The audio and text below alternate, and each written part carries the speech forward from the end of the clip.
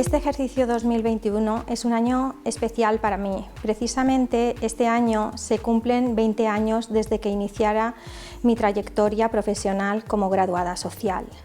Son años de constante actualización, haciendo cursos de técnico superior en gestión laboral y seguridad social, cursos de reforma laboral, cursos de jubilación, cursos de fiscalidad y seguridad social agraria y un largo etcétera. Desde el minuto cero tuve la gran suerte de contar con la experiencia y los valores humanos y profesionales de mi difunto padre José Gómez, que nunca dudó de mi capacidad para ejercer mi profesión.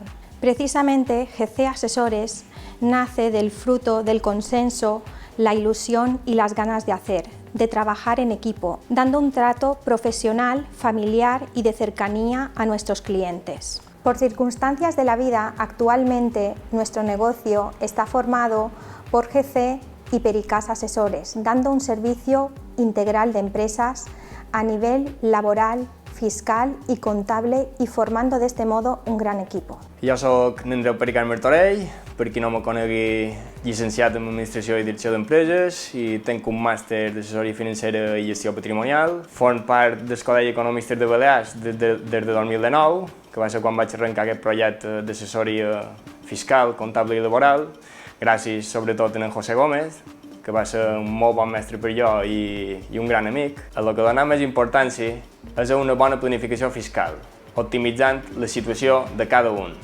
ja que amb la pressió tributària directa tan alta com tenim en aquest país, i sobretot a Balears, la càrrega fiscal sigui el més lleu possible per als nostres clients. Nosaltres ens encarregam de fer totes les declaracions d'Hisenda, tant puguin ser declaracions de renta, com declaracions d'IVA, com declaració d'operacions intercomunitaris o impostos de societats.